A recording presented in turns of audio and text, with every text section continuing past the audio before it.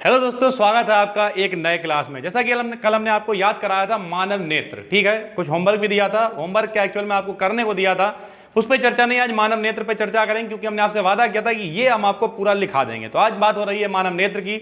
याद कराया था मानव नेत्र कैसा होता है, बिल्कुल कैमरे की तरह, ठीक है। आपको पता भी है लगभग 726 के करीब, 736 के करीब मेगापिक्सल, बहुत ज्यादा मेगापिक्सल की हमारी आंख होती है, ठीक है। आपके पास तो जो कैमरा है, जैसे जिस कैमरे से ये रिकॉर्ड हो रही है 64 मेगापिक्सल का, 64 मेगापिक्सल का है, ठीक है। तो उसी तरीके से आपका कुछ कैमरा होगा 62 का, किसी का 16 का होगा, किसी का बहुत महंगे महंगे भी कैमरे आते हैं। तो सीधी सी बात यही है कि हमारी जो आंख है वो भी कैमरे की तरह ही काम करती है, और जो आंख की क्लैरिटी है उसकी तो फिर बात ही अलग है। तो हमारी आंख भी कैमरे के समान ही काम करती है। और होता क्या, जरा थोड़ा सा समझाते हैं आपको डिटेल में, जरा समझिए। हमने आपको बताया था दृढ़ पटल, तो सबसे पहले दृढ़ पटल यानी ऊपर वाला हिस्सा होता है, फिर रक्तक पटल, कॉर्निया, परितारिका, पुतली पुतली पुतली पुतली याद कराया था, फिर नेत्र लेंस, नेत्रोत्कच, काचापकच, रेटिना, पीत बिंदु और अंध बिंदु। इन सब के बारे में एक एक करके लिखेंगे और मानव नेत्र पूरा हो जाएगा। ये आता कितने में है तो मेरे भाई, ये 4 नंबर में लॉन्ग में पेपर में आता है, ठीक है। तो चलिए शुरू करते हैं। थोड़ा तेज चलिएगा क्योंकि अच्छा खासा क्वेश्चन आई है, तो टाइम कम है, इसलिए लिखाते हैं फटाफट से, ठीक। बाकी टेस्ट आपका 5 तारीख को है। खुशखबरी आपके लिए है कि कल 4 तारीख को, देखिए इंटर वालों का टेस्ट है, लेकिन आपके पास क्लास पहुंचेगा तो कल हम आपको वो सारे क्वेश्चन लगभग अंदाजे में बता देंगे कि परसों क्या आएगा, ठीक है। तो जब क्वेश्चन हम आपको बता देंगे, फिर आपके पास चांसेस होंगे कि नंबर को बढ़ा सकें आप। हालांकि वीडियो कल आपके पास 2 बजे पहुंचेगी, तो 2 बजे आपको क्वेश्चन पता चलेंगे, लेकिन उसके बाद भी आपके पास शाम तक का टाइम होगा, पूरी रात होगी, अगला दिन होगा, अगर टेस्ट 10 बजे से भी होता है तब भी, ठीक है। तो सीधी सी बात यही है कि टेस्ट आपका है 5 तारीख को, क्वेश्चन आपको कल ही बता दिए जाएंगे, और उसके बाद पढ़ के आइए। अगर पूरा क्लास पूरे नंबर ले आता है तो पूरे क्लास को प्राइज दे देंगे, ठीक है। चलिए शुरू करते हैं। हेडिंग डालिए मानव नेत्र। मानव नेत्र, हेडिंग मानव नेत्र।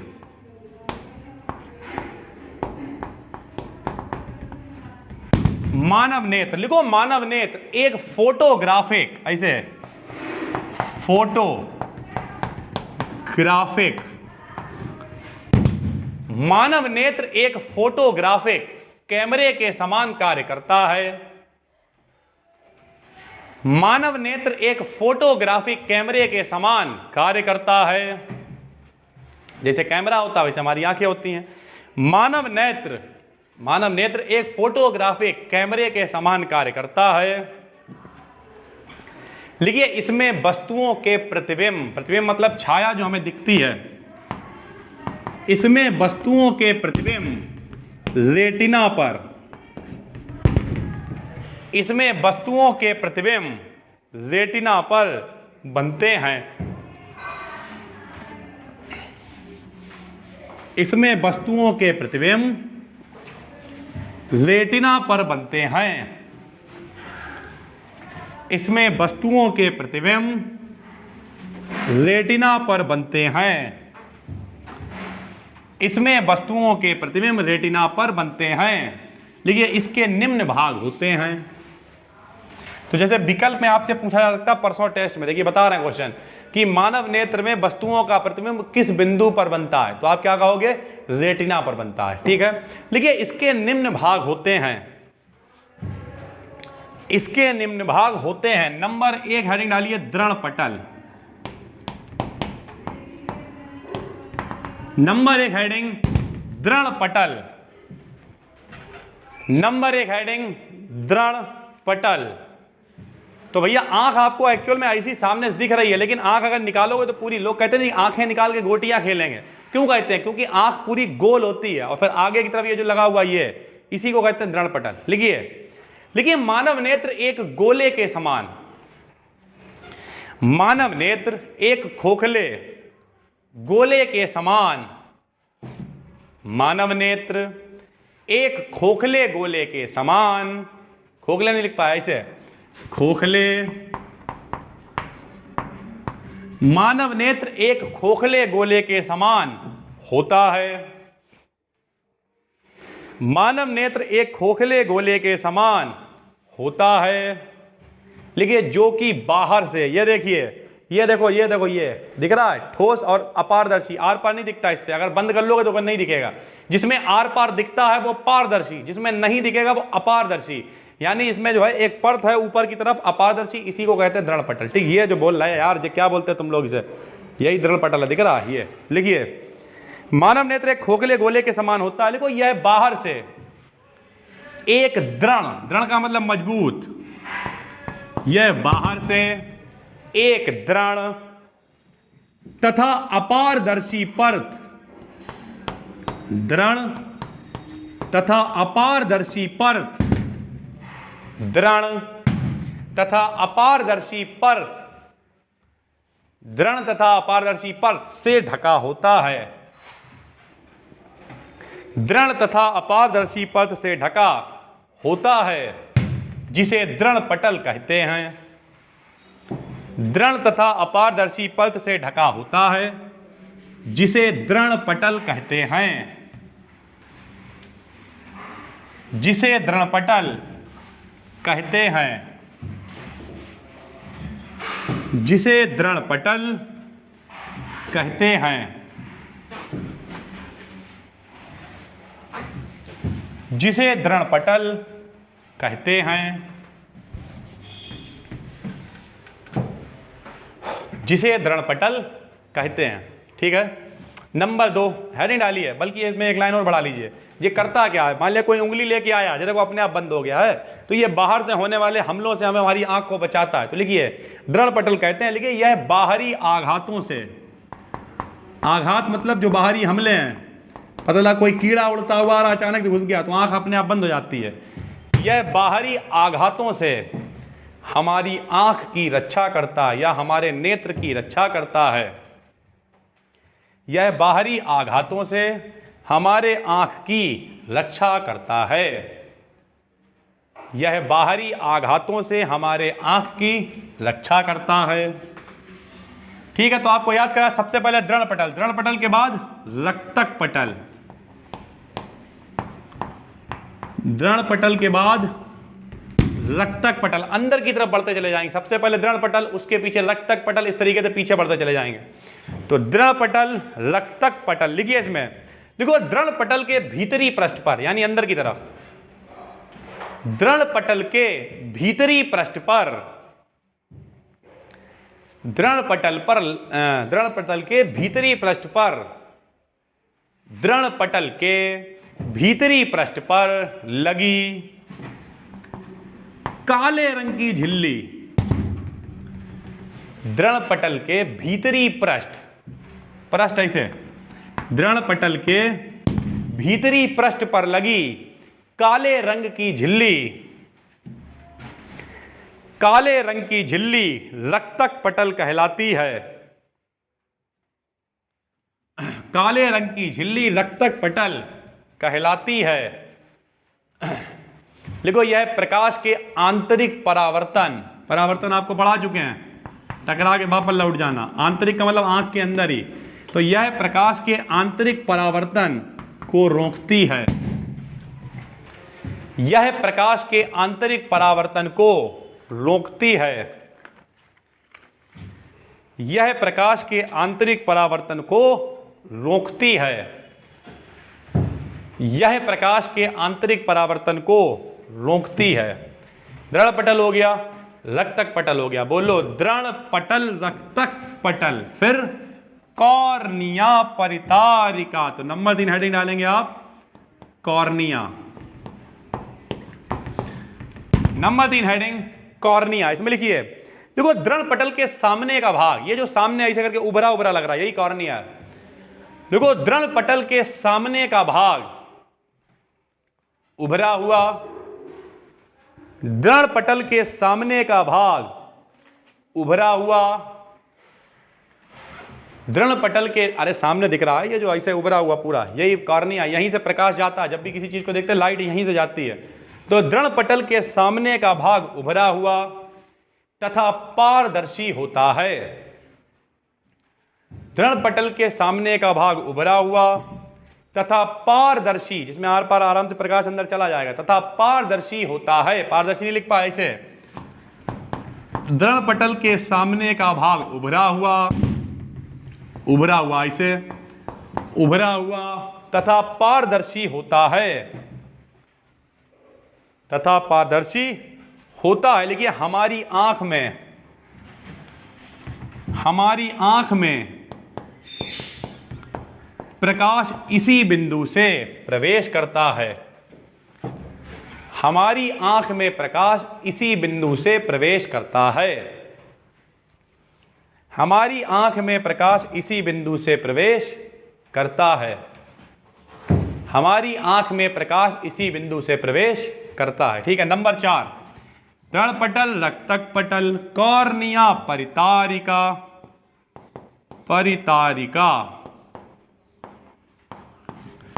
कॉर्निया, परितारिका, ये लो परितारिका, कॉर्निया, परितारिका, इसमें लिखिए परितारिका। देखो कॉर्निया के पीछे अंदर बढ़ते चले जा रहे हैं, जब पूरा गोला, इसका चित्र भी बनता है।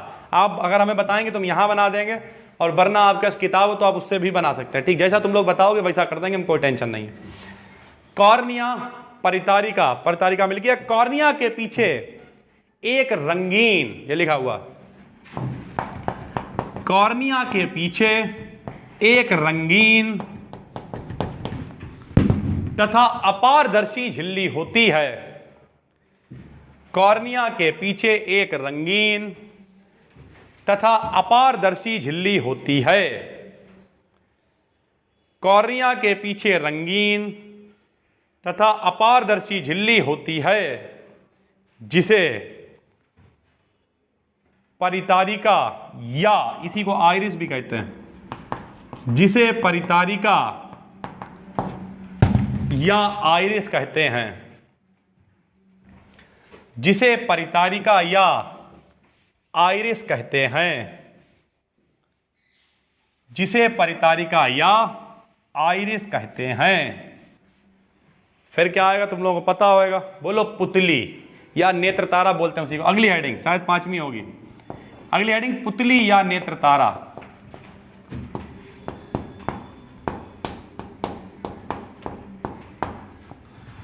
पुतली या नेत्र तारा,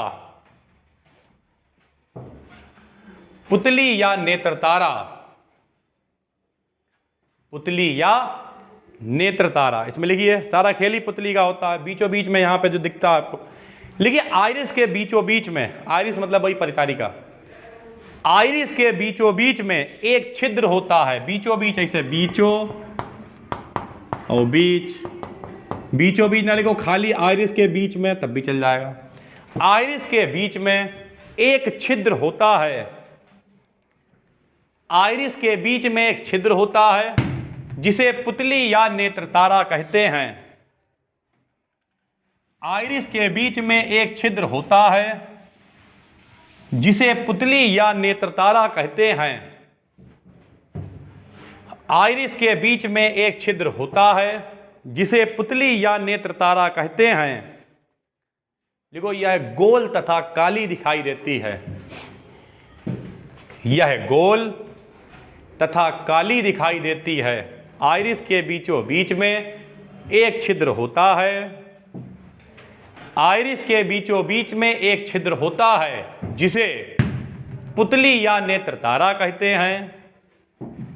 आइरिस के बीचों बीच में एक छिद्र होता है, जिसे पुतली या नेत्र तारा कहते हैं। यह गोल तथा काली दिखाई देती है।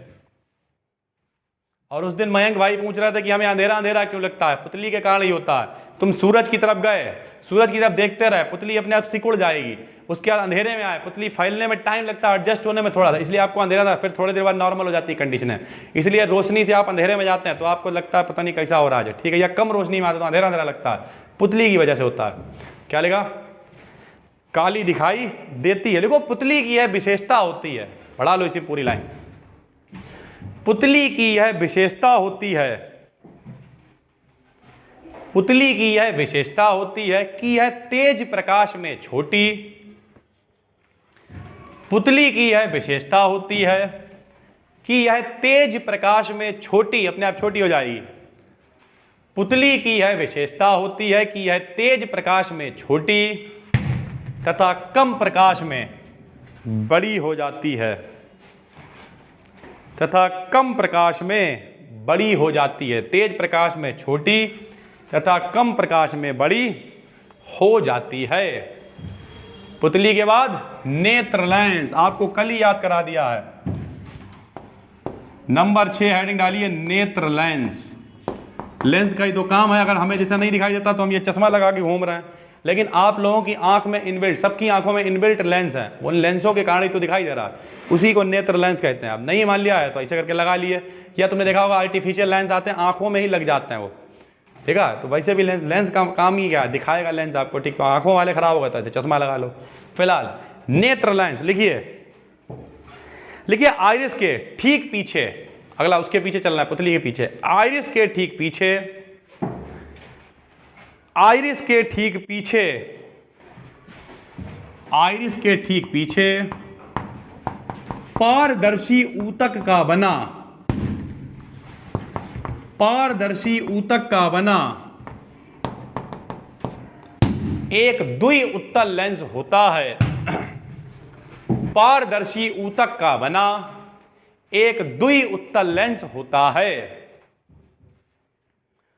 पारदर्शी ऊतक का बना एक द्वि उत्तल लेंस होता है जिसे नेत्र लेंस कहते हैं, जिसे नेत्र लेंस कहते हैं। प्रतिबिंब कहां बनता, अभी बताया था, रेटिना पे, तो यही बनाएगा, जिसे नेत्र लेंस कहते हैं। लिखिए यह वस्तुओं के प्रतिबिंब को रेटिना पर बनाता है। यह वस्तुओं के प्रतिबिंब को रेटिना पर बनाता है। यह वस्तुओं के प्रतिबिंब को रेटिना पर बनाता है, ठीक है। दृढ़ पटल, रक्तक पटल, कॉर्निया, परितारिका, पुतली पुतली पुतली पुतली पुतली पुतली पुतली पुतली पुतली के बाद नेत्र लेंस, नेत्र लेंस के बाद नेत्रोद कक्ष। अगली हेडिंग, आदमी रोता ही से है, नेत्रोद कक्ष। नेत्रोद कक्ष या उसी को कहते हैं, और कुछ नहीं, नेत्रोद कक्ष ही कहते हैं।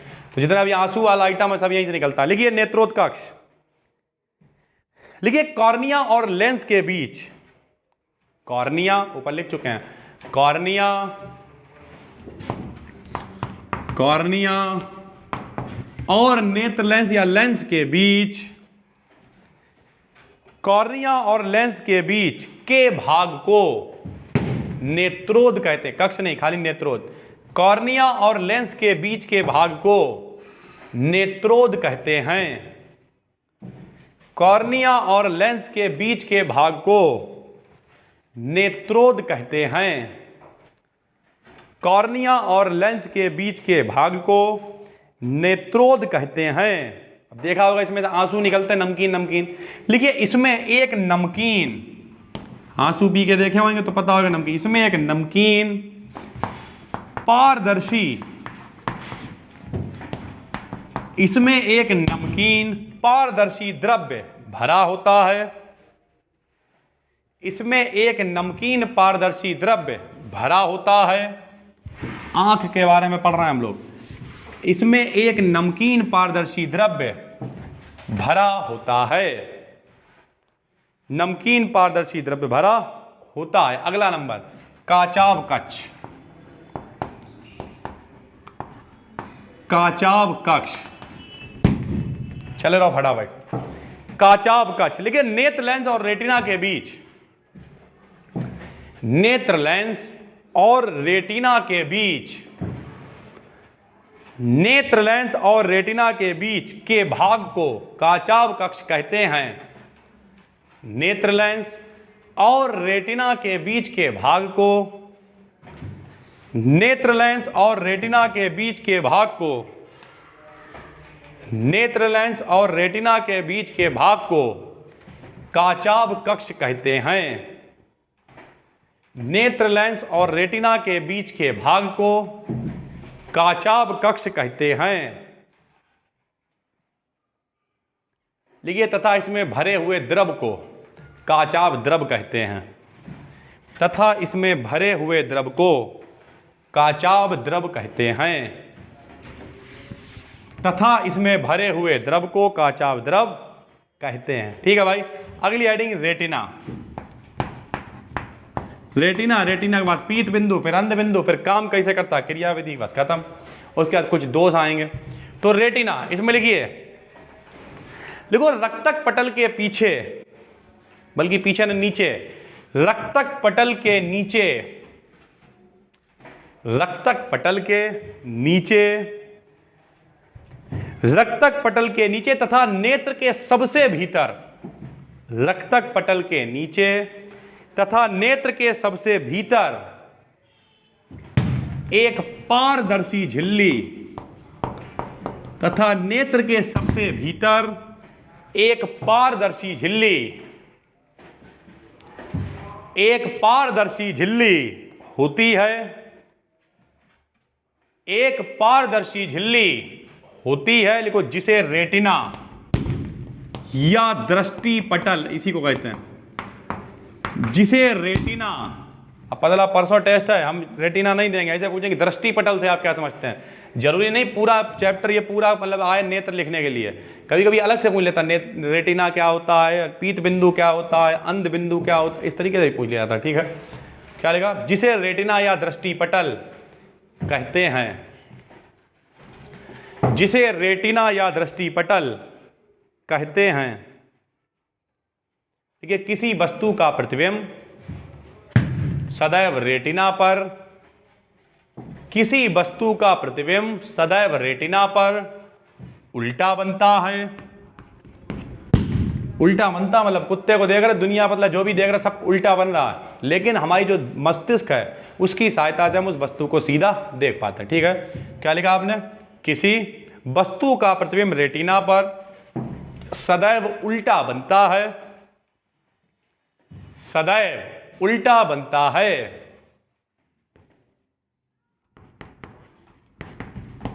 जो ये लिखा हुआ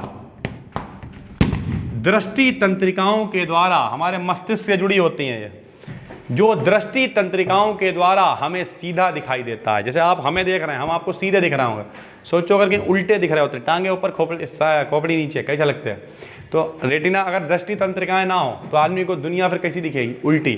खैर, एक और भी बात है, कुत्तों को कोई भी रंग नहीं दिखाई देता, रंगहीन होती दुनिया उनके लिए, लेकिन लोग कहते हैं हमारा कुत्ता जब हम लाल पहनते हैं तो बहुत खुश होता है, बहुत प्यार करता है हमसे, जब हम काला पहनते हैं तो भौंकता है। ऐसा नहीं है, कुत्तों को रंग दिखाई ही नहीं देता है। ऐसा साइंस में कहा गया, कुत्ते के लिए दुनिया रंगहीन होती, कलर की पहचान नहीं होती। तो कुत्तों को कोई भी रंग बताओ, कोई फर्क नहीं पड़ता।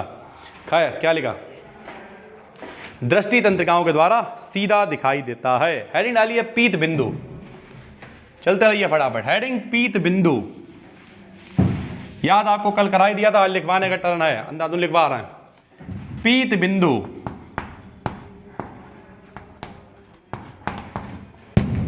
पीत बिंदु क्या होता है? ये पीत बिंदु, पीत का मतलब पीला, सुना है। सोहत ओढ़े पीत पटु, श्याम सलोने गात आहा, मनो नील मणि शैल पर आतप परो प्रभात, सुना है।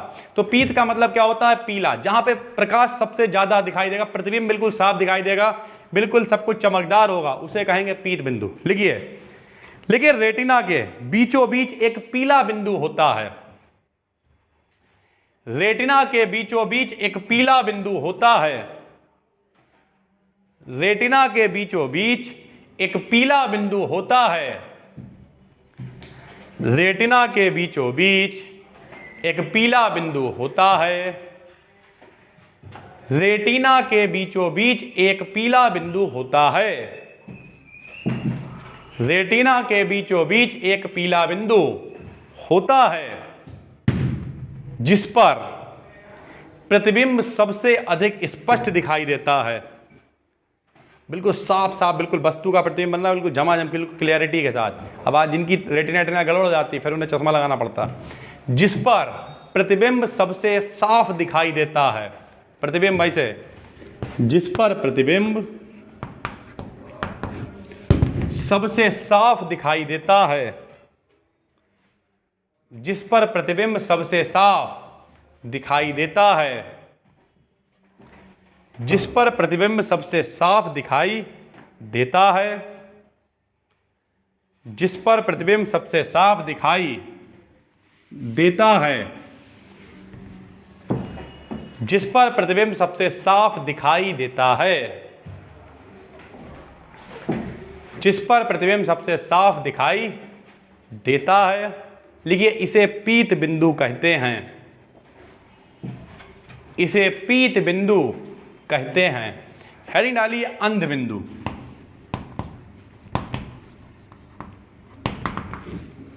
हेडिंग अंध बिंदु, जल्दी जल्दी चले रहो भाई, टाइम बहुत कम है। हेडिंग अंध बिंदु। अंध का मतलब अंधेरा, अंधेरा कायम रहेगा महामहिम तमराज किल्वेज। अंधेरे का मतलब क्या होता है? अंधेरे का मतलब जहां पे प्रकाश का कोई फर्क नहीं पड़ेगा, वो अंध बिंदु कहलाएगा। लिखिए, रेटिना के जिस स्थान को छेद कर, रेटिना के जिस स्थान को छेद कर, रेटिना के जिस स्थान को छेद कर दृष्टि तंत्रिकाएं, रेटिना के जिस स्थान को छेद कर दृष्टि तंत्रिकाएं, रेटिना के जिस स्थान को छेद कर दृष्टि तंत्रिकाएं मस्तिष्क तक जाती हैं। अभी हमने आपको बताया था मस्तिष्क से जुड़ी होती है, इसलिए हमें चीजें सीधी दिखती हैं। छेद कर दृष्टि तंत्रिकाएं मस्तिष्क तक जाती हैं, मस्तिष्क तक जाती हैं, उसे अंध बिंदु कहते हैं। उस बिंदु को अंध बिंदु कहते हैं, उस बिंदु को अंध बिंदु कहते हैं। यहां पर प्रकाश का कोई प्रभाव नहीं पड़ता।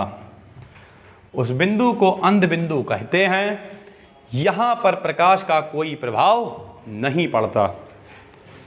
यहां पर प्रकाश का कोई प्रभाव नहीं पड़ता। यहां पर प्रकाश का कोई प्रभाव नहीं पड़ता। ठीक है भाई। अगली हेडिंग, हेडिंग ये तो सारे हो गए पूरे। कौन कौन से? दृढ़ पटल, रक्तक पटल, कॉर्निया, परितारिका, पुतली, उसके बाद क्या हो गया? नेत्र लेंस, फिर नेत्रोत्कच, काचाभ कच, रेटिना, पीत बिंदु, अंध बिंदु, सब लिख गए। अब ये काम कैसे करते हैं? तो हेडिंग मानव नेत्र की क्रियाविधि। मानव नेत्र की क्रियाविधि, थोड़ा जल्दी चलिए, अभी खत्म हो रहा। मानव नेत्र की क्रियाविधि। तो सबसे आगे कौन है? दृढ़ पटल। दृढ़ के बाद कौन? रक्तक पटल है। लाइट आती है, रक्तक पटल पे पड़ती है, उससे होते हुए रेटिना, पीत बिंदु, अंध बिंदु, सबसे होते हुए जाती है और रेटिना पे प्रतिबिंब बन जाता है। सीधी सी बात है। चलिए लिखिए, मानव नेत्र की क्रियाविधि। लिखिए, हमारी पलकें, पलकें, ये देखो पलकें, या इसे पलकें, बहुत सारे बच्चे उनका नाम ही पलक होता। पलकें, लोग कहते हैं भीगी पलकें जब विदाई होती है आदमी की। हमारी पलकें कैमरे के शटर की भांति, शटर ऐसे लिखा जाएगा, हमारी पलकें कैमरे के शटर, हमारी पलकें कैमरे के शटर की भांति कार्य करती हैं। हमारी पलकें कैमरे के शटर की भांति कार्य करती हैं। हमारी पलकें कैमरे के शटर की भांति कार्य करती हैं। जब पलकें खुली होती हैं, जब पलकें खुली होती हैं, ऐसे करके ये खुली हुई हैं, आंखें खुली हो या हो बंद, दीदार उनका होता है। बंद पे तो तभी दिखेगा जब आदमी को प्यार होता है, उसके अलावा आंखें खोलनी पड़ती हैं चीज़ों को देखने के लिए। आंखें बंद करके भी एक चीज़ दिखती है, बताओ क्या? अंधेरा। अंधेरा दिखाई देगा, देखो हमें तो दिख रहा है अंधेरा।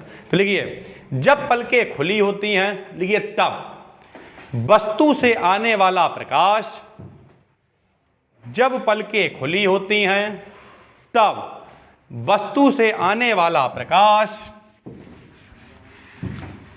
जब पलकें खुली होती हैं तब वस्तु से आने वाला प्रकाश कॉर्निया पर पड़ता है,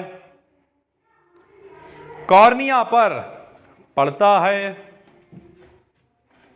कॉर्निया पर पड़ता है। लिखिए, और बीच में जितने हैं लिखो, और नेत्र लेंस, और नेत्र लेंस, कॉमा काचाभ कच, और नेत्र लेंस, कॉमा काचाभ कच से होता हुआ रेटिना पर पहुंचता है। नेत्र लेंस, कॉमा काचाभ कच से होता हुआ रेटिना पर पहुंचता है।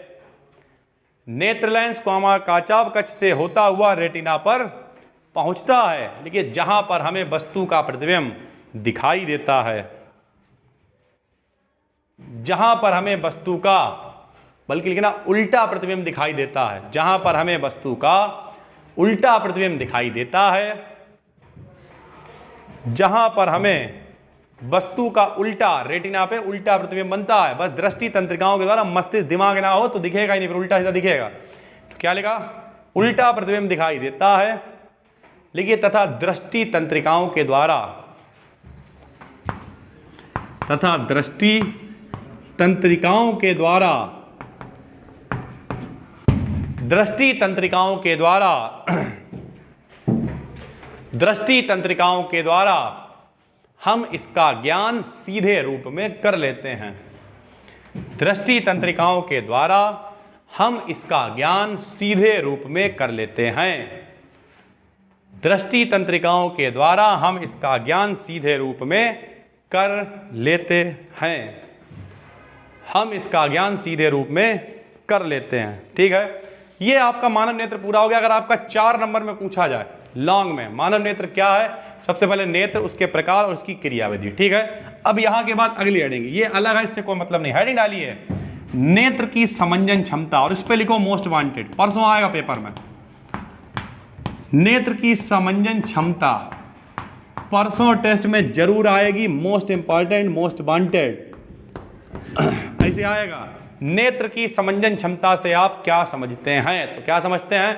सूरज की तरफ देखते हो आंखें अपने आप बंद होने लगती हैं, अंधेरे में जाते हो आंखें अपने आप बड़ी होने लगती, खुलने लगती हैं। इस फैलने और सिकोड़ने की क्षमता को ही हम लोग कहते हैं नेत्र की समंजन क्षमता। ठीक है, यानी अपने आप रोशनी में आंखें कम हो छोटी होने लगती पुतली, और अंधेरे में अपने आप बड़ी होने लगती है, इसी को हम लोग समंजन क्षमता कहते हैं।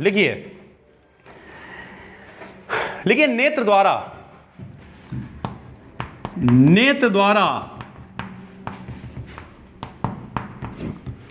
मांसपेशियों को, नेत्र द्वारा मांसपेशियों को सिकोड़कर, यानी रोशनी ज्यादा तो सिकुड़ जाएंगी, या फैलाकर,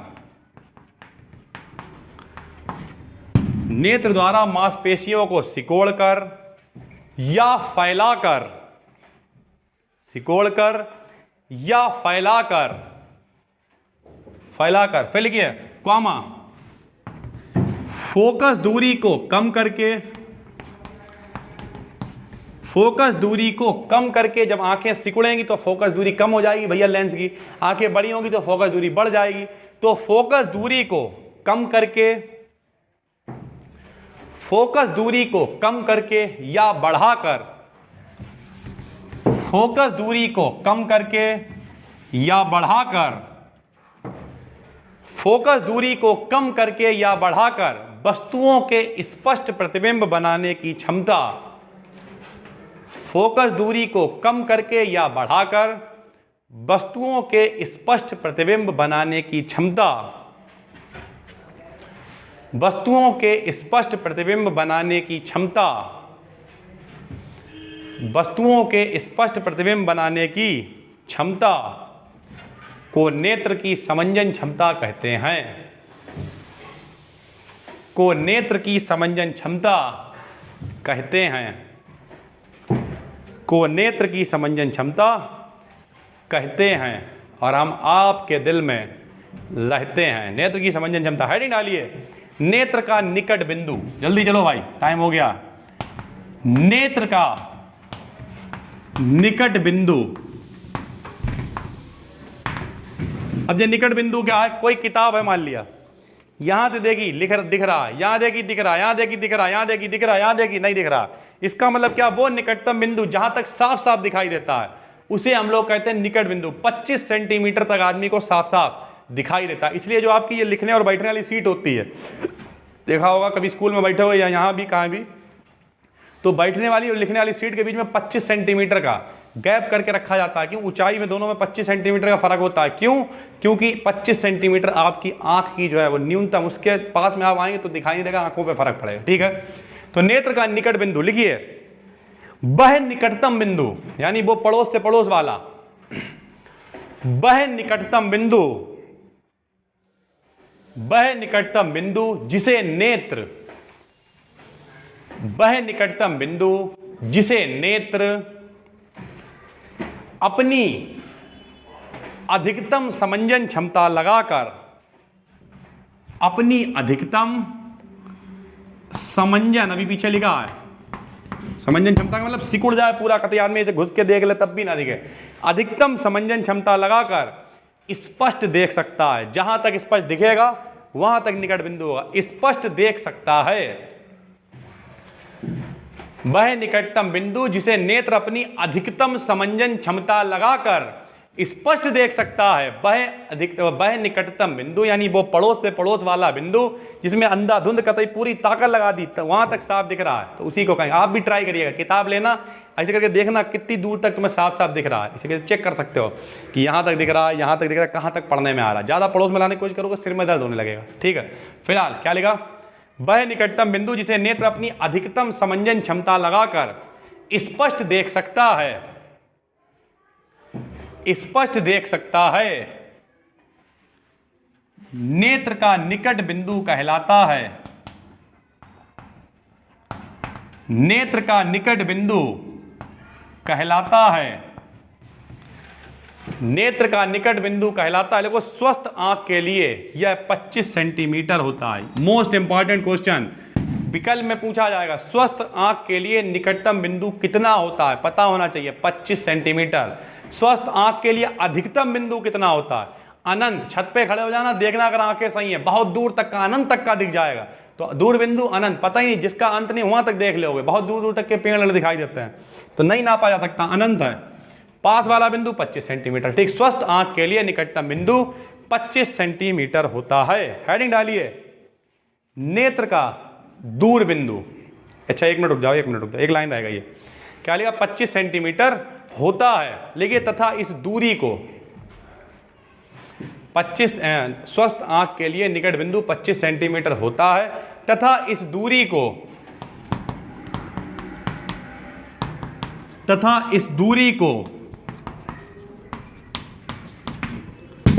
स्पष्ट दृष्टि की न्यूनतम दूरी कहते हैं, तथा इस दूरी को स्पष्ट दृष्टि की न्यूनतम दूरी कहते हैं। ठीक है, खत्म बात। अगली हेडिंग, हेडिंग डालिए, नेत्र का दूर बिंदु। चले रहो फटाफट। नेत्र का दूर बिंदु,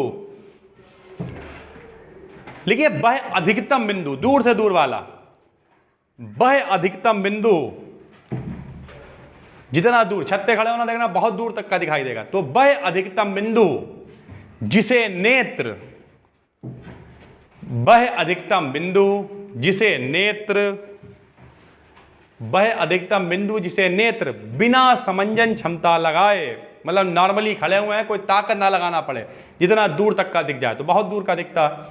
वह अधिकतम बिंदु जिसे नेत्र बिना समंजन क्षमता लगाए, जिसे नेत्र बिना समंजन क्षमता लगाए, जिसे नेत्र बिना समंजन क्षमता लगाए स्पष्ट देख सकता है, स्पष्ट देख सकता है, स्पष्ट देख सकता है, नेत्र का दूर बिंदु कहलाता है, नेत्र का दूर बिंदु कहलाता है, नेत्र का दूर बिंदु कहलाता है, नेत्र का दूर बिंदु कहलाता है। लेकिन स्वस्थ नेत्र के लिए यह अनंत होता है, स्वस्थ नेत्र के लिए यह अनंत होता है, स्वस्थ नेत्र के लिए यह अनंत, इनफाइनाइट, पता ही नहीं कहां तक दिखेगा, अनंत होता है। स्वस्थ नेत्र के लिए यह अनंत होता है। लिखिए, तथा इस बिंदु तक की दूरी को, तथा इस बिंदु तक की दूरी को दृष्टि विस्तार कहते हैं, तथा इस बिंदु तक की दूरी को दृष्टि विस्तार कहते हैं, तथा इस बिंदु तक की दूरी को दृष्टि विस्तार कहते हैं, तथा इस बिंदु तक की दूरी को दृष्टि विस्तार कहते हैं। ठीक है भाई, ये भी हो गया। हेडिंग डालिए, दृष्टि दोष। बोले हाय दैया मर गया, आज तो बहुत लिखवाया। दृष्टि दोष। अब ये दृष्टि दोष क्या होता है? कभी आदमी को दूर का नहीं दिखता है, जैसे हमारा ये चश्मा दूर का है, ठीक है, दूर दूर दृष्टि, मतलब जब वो तो अलग बात हो गई है। अभी हम क्या बता रहे हैं, कभी कभी आदमी को दूर का नहीं दिखता है, कभी कभी आदमी को पास का नहीं दिखता है, कभी कभी जो बुढ़े होते हैं उन्हें दिखता ही नहीं है, ना दूर का दिखता ना पास का दिखता है। तो यहाँ पे कई सारे दोष हैं। सबसे पहले होता है दूर दृष्टि दोष। ये उल्टा है। कुछ लोग सोचेंगे कि यार दूर दृष्टि दोष है मतलब जिसे दूर का नहीं दिखेगा वो दूर दृष्टि, ऐसा नहीं है। जब आदमी को दूर का नहीं दिखेगा, ध्यान से सुनिएगा, जब आदमी को दूर का नहीं दिखेगा तब कहेंगे निकट दृष्टि दोष है। देखो उल्टा है। आज आदमी मतलब क्या करता है, एक बार भैया पेपर में पता लगा है, बोले दूर दृष्टि दोष क्या होता है, जब आदमी को दूर का नहीं दिखाई देता तो दूर दृष्टि बना के लिखा, गलत। ऐसा नहीं है, उल्टा। रटन विद्यालय कोई कम नहीं है, जिसने पढ़ा होगा वही लिख पाए, जो बना के लिखे उसका गलत। जब आदमी को दूर का नहीं दिखेगा तब कहेंगे निकट दृष्टि दोष। समझिए, जब आदमी को दूर का नहीं दिखेगा तब कहेंगे निकट दृष्टि दोष, और जब आदमी को पास का नहीं दिखेगा तब कहेंगे दूर दृष्टि दोष। ठीक है, तो कुल, और जब दोनों नहीं दिखेगा तो उसे कहेंगे जरा दूरदर्शिता। क्या कहेंगे? जरा दूरदर्शिता। इसका मतलब जब आदमी को दूर का नहीं दिखता है तो निकट दृष्टि दोष, निकट का नहीं दिखता तो दूर दृष्टि दोष, और दिखता ही नहीं है तो जरा दूरदर्शिता। ठीक है भाइयों, एक एक करके शुरू करते हैं। पहले दृष्टि दोष लिखाते हैं, थोड़ा लिखिए इसमें। कभी कभी आंखों की समंजन क्षमता कुछ कम हो जाती है। कभी कभी आंखों की समंजन क्षमता कुछ कम हो जाती है। कभी कभी आंखों की समंजन क्षमता कुछ कम हो जाती है, जिस कारण हमें दूर या पास की वस्तुएं, आंखों की समंजन क्षमता कुछ कम हो जाती है, जिस कारण हमें दूर या पास की वस्तुएं,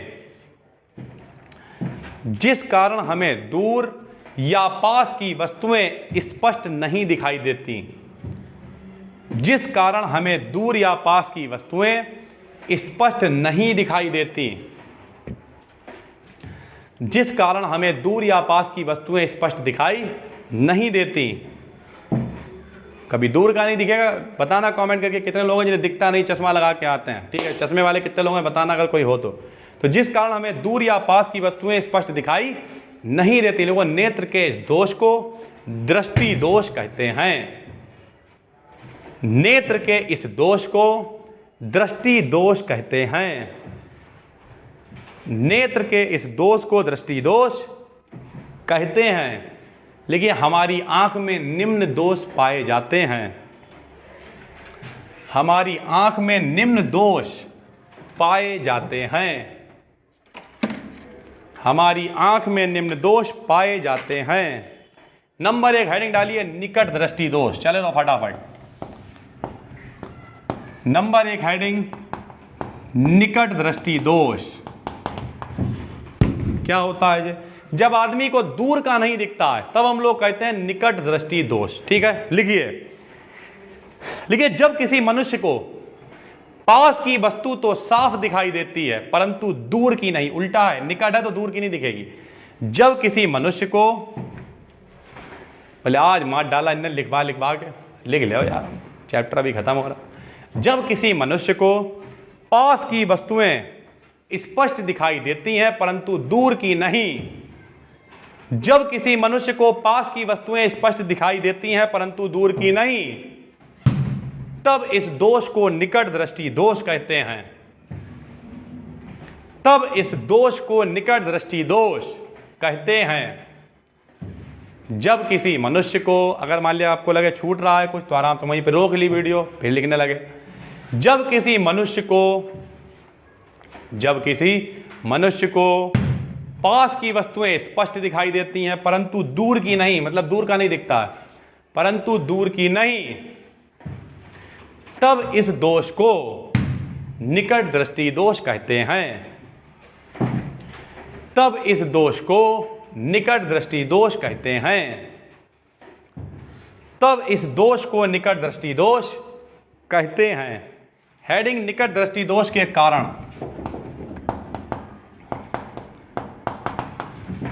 हेडिंग, निकट दृष्टि दोष के कारण। जल्दी चलो भाई फटाफट। निकट दृष्टि दोष के कारण नंबर 1,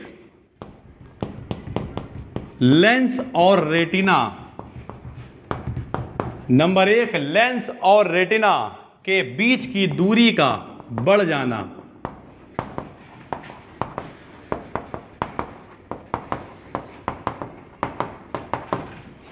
लेंस और रेटिना के बीच की दूरी का बढ़ जाना।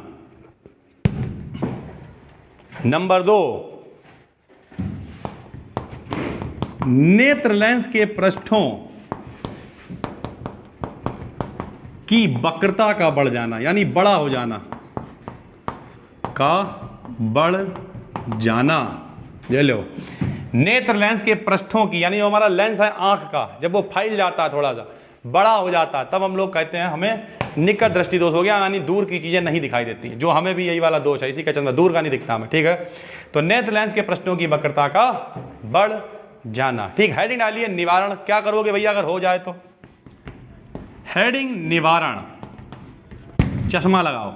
निकट के लिए अवतल लेंस, ये अवतल लेंस का ही चश्मा है, और दूर के लिए उत्तल लेंस, ठीक है। तो लिखिए निवारण, लिखिए इसके निवारण के लिए अवतल लेंस के चश्मे का प्रयोग करते हैं।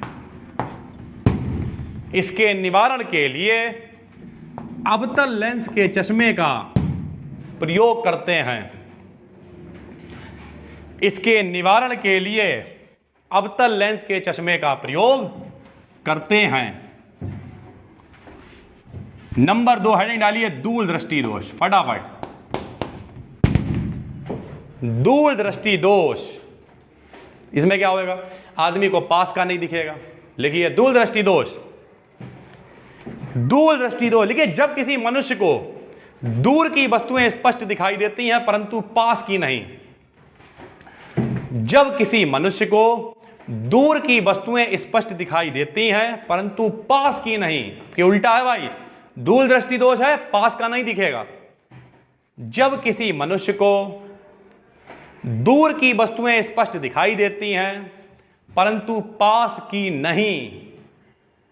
जब किसी मनुष्य को दूर की वस्तुएं स्पष्ट दिखाई देती हैं परंतु पास की नहीं, तब इस दोष को दूर दृष्टि दोष कहते हैं। तब इस दोष को दूर दृष्टि दोष कहते हैं। तब इस दोष को दूर दृष्टि दोष कहते हैं। हेडिंग दूर दृष्टि दोष के कारण।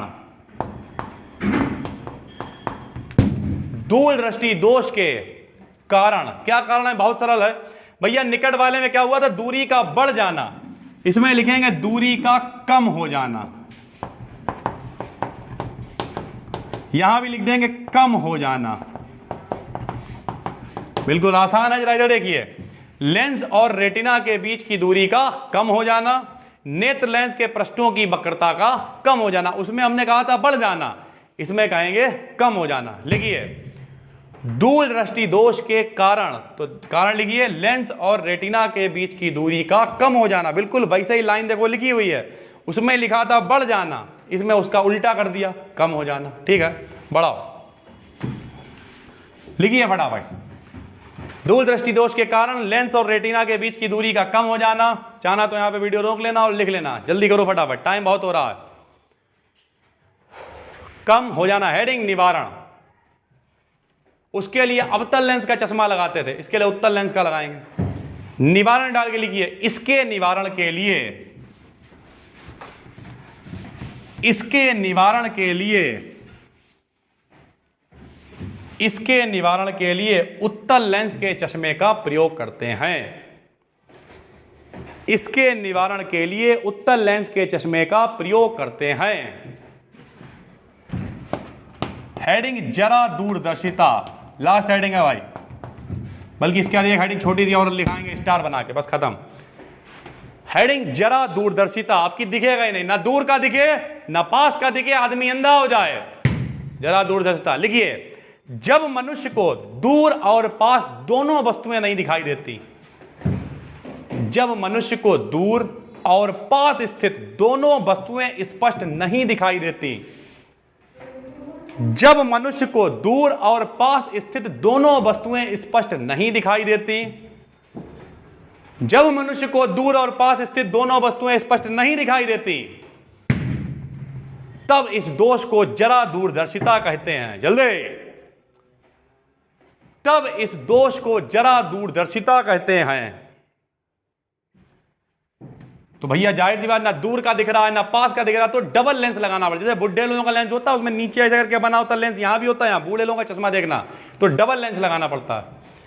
क्या लगा, जब व्यक्ति को यानी मनुष्य को दूर और पास दोनों वस्तुएं स्पष्ट नहीं दिखाई देती, तब इस दोष को जरा दूरदर्शिता कहते हैं। लेकिन इसके निवारण के लिए द्विफोकसी लेंस यानी डबल लेंस, ऊपर भी नीचे भी, ताकि दूर का भी दिखे पास का भी दिखे, द्विफोकसी लेंस का प्रयोग करते हैं। द्विफोकसी लेंस का प्रयोग करते हैं जिसमें ऊपर का भाग अवतल और नीचे का भाग उत्तल होता है, यानी एक ही चश्मे में डबल लेंस। बुढ़े लोगों का चश्मा देखना, यहां पे बड़ा गाढ़ा गाढ़ा लगता है जगह के, क्योंकि नीचे भी लेंस होता है ऊपर भी डबल लेंस होता है। ऊपर का भाग अवतल और नीचे का भाग उत्तल होता है, नीचे का भाग उत्तल होता है। ठीक है भाई, लास्ट हेडिंग, चैप्टर खत्म। हेडिंग डालिए रंग भेद। आज मर गया होगा आदमी लिखते लिखते, या वर्णांधता। अरे पहले तुमसे कल ही कह दिया था, कल ये चैप्टर खत्म होएगा, फिर चाहे आधे घंटे का हो, चाहे 2 मिनट का हो, चाहे 1 घंटे लगे, उससे फर्क नहीं पड़ता। एक बार जो मैंने कमिटमेंट कर दिया, फिर मैं अपने बाप की नहीं सुनता। मर गया 23 साल पहले सुनेंगे क्या, इसलिए डायलॉग बना लिया। रंग भेद या वर्णांधता, नाम से बता, रंग भेद का मतलब कलर ब्लाइंडनेस, आदमी को दिखाई नहीं, रंगों की पहचान नहीं होती। लेकिन तुम्हें डरने की जरूरत नहीं है, क्योंकि ये होता है जन्मजात, पैदा होते ही अगर हो गया तो ठीक, वरना बाद में नहीं होता, तो टेंशन नहीं है। पहचान, अब खास करके 2 रंग पहचान में नहीं आते हैं, एक लाल और एक हरा। यहाँ तो नहीं, लेकिन बीएड होगा पोगा सिपाही पाई पेपर होता है, उसमें पूछा जाता है कि रंग भेद में जो है व्यक्ति को विशेष रंग से कौन सा विशेष रंग होता है जिससे जो है उसे नहीं दिखाई देता, तो लाल और हरा 2 रंग, ठीक। बाकी तो रंग भेद है, तो फिर वैसे भी सारे रंगों में दिक्कत तो होगी थोड़ी बहुत। लिखिए यह दोष मनुष्य के, यह दोष मनुष्य में, यह दोष मनुष्य में, ये लो, शंखवाकार सेलों, हमारी आंख में कुछ सेल्स होते हैं, शंखवाकार सेलों की कमी के कारण होता है।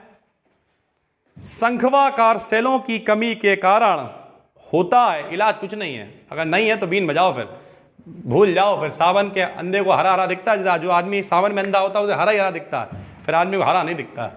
शंखवाकार सेलों की कमी के कारण होता है। लेकिन इस दोष से पीड़ित व्यक्ति कुछ विशेष रंगों की पहचान नहीं कर पाता। इस दोष से पीड़ित व्यक्ति कुछ विशेष रंगों की पहचान नहीं कर पाता। इस दोष से पीड़ित व्यक्ति कुछ विशेष रंगों की पहचान नहीं कर पाता। देखो, यह रोग जन्मजात होता है, पैदाइशी। यह रोग जन्मजात होता है, यह रोग जन्मजात होता है। अब अगर हो गया तो क्या होएगा? देखो, इस रोग से पीड़ित व्यक्ति